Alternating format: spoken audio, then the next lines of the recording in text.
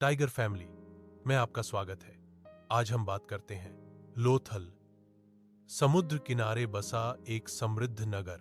बहुत समय पहले, आज से करीब 4400 साल पहले, लगभग 2400 ईसा पूर्व, जब भारत में सिंधु घाटी सभ्यता अपनी बुलंदी पर थी, तब गुजरात के तट के पास एक बहुत ही खास शहर फला फूला। इस शहर का नाम था लोथल, जिसका गुजराती में अर्थ है मुर्दों का टीला। हालांकि यह नाम सुनकर डर लगता है, पर यह शहर अपने समय का सबसे जीवंत और महत्वपूर्ण केंद्र था। लोथल एक ऐसा शहर था जिसे प्रकृति और इंसान दोनों ने मिलकर बनाया था। यह भोगवा नदी के किनारे बसा था, जो इसे सीधे अरब सागर खंभात की खाड़ी से जोड़ती थी। शहर की स्थापना और वास्तुकला। लोथल के निवासी केवल ईंटों से घर बनाने वाले नहीं थे, वे बेहतरीन योजनाकार और इंजीनियर थे। उन्होंने अपने शहर को बार बार आने वाली बाढ़ से बचाने के लिए एक ऊंची जमीन पर बसाया और चारों ओर एक मजबूत ईंटों की दीवार बनाई। पूरा शहर दो मुख्य भागों में बंटा था। ऊपरी नगर, द सिटाडेल, यह शहर का वह हिस्सा था जो शायद शासकों या महत्वपूर्ण लोगों के लिए था। यहाँ के घरों में पक्की ईंटों के फर्श और बेहतर जल निकासी ड्रेनेज की व्यवस्था थी।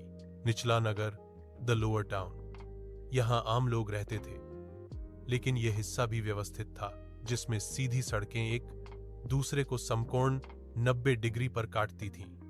यहीं पर शहर की औद्योगिक और व्यापारिक गतिविधियां होती थीं। विश्व का सबसे पुराना डॉकयार्ड।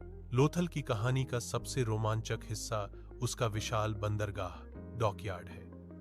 इसे दुनिया का सबसे पुराना ज्ञात कृत्रिम गोदीवाड़ा माना जाता है। यह एक विशाल तालाब जैसा था जो पक्की ईंटों से बना था। ज्वार भाटे टाइड्स के समय भोगवा नदी का पानी इसमें भर जाता था, जिससे बड़े समुद्री जहाज भी शहर तक आ सकते थे। कल्पना कीजिए, अरब सागर से एक बड़ा जहाज आता, ज्वार के साथ नदी में आता और फिर इस डॉकयार्ड में लंगर डालता। व्यापार का केंद्र। लोथल सिर्फ एक सुंदर शहर नहीं था, यह एक विश्वस्तरीय व्यापारिक केंद्र था।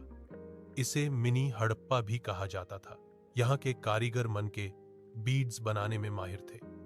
लोथल में एक पूरी फैक्ट्री मिली है जहां रंग बिरंगे और कीमती पत्थरों से मनके बनाए जाते थे। यहाँ के गोदाम वेयरहाउस में दूर दराज से आने वाले सामानों को रखा जाता था। लोथल के व्यापारी समुद्री रास्तों से मेसोपोटामिया, आधुनिक इराक, बहरीन और ईरान जैसे दूर के देशों से व्यापार करते थे। इसका प्रमाण लोथल में मिली विदेशी मोहरों और मेसोपोटामिया में मिली लोथल के मोतियों से मिलता है, जहां यहां से कीमती पत्थर, मनके और आभूषण लेकर जाते थे और शायद तांबा जैसी जरूरी वस्तुएं लेकर लौटते थे। अंत की ओर यह शानदार व्यापारिक शहर सदियों तक फलता फूलता रहा, लेकिन प्रकृति के आगे किसी का जोर नहीं चलता। समय के साथ लोथल को कई भीषण बाढ़ों का सामना करना पड़ा। बार बार की इन प्राकृतिक आपदाओं ने शहर के बुनियादी ढांचे को कमजोर कर दिया।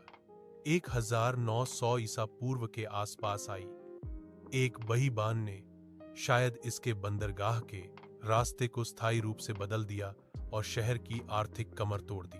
हालांकि लोथल के निवासियों ने 2 बार शहर को फिर से बसाने की कोशिश की, पर व्यापारिक समृद्धि वापस नहीं आ पाई। धीरे धीरे यह महान बंदरगाह शहर रेत और मिट्टी के टीलों में धन्य हो गया। पुनः खोज। यह शहर तब तक गुमनामी में रहा जब तक कि 1954 में भारतीय पुरातत्ववेत्ता S.R. राव और उनकी टीम ने इसे खुदाई करके दुनिया के सामने नहीं लाया। आज लोथल में आप उन 4000 साल पुराने डॉकयार्ड, गोदाम और व्यवस्थित गलियों को देख सकते हैं, जो हमें उस महान सभ्यता के बारे में बताते हैं जो समुद्र के किनारे बसी थी और जिसने पूरी दुनिया से व्यापार किया था। लोथल केवल खंडहर नहीं है, यह भारत के समुद्री इतिहास और उन्नत शहरी नियोजन की एक शानदार निशानी है।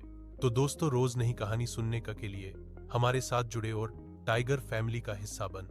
जय हिंद।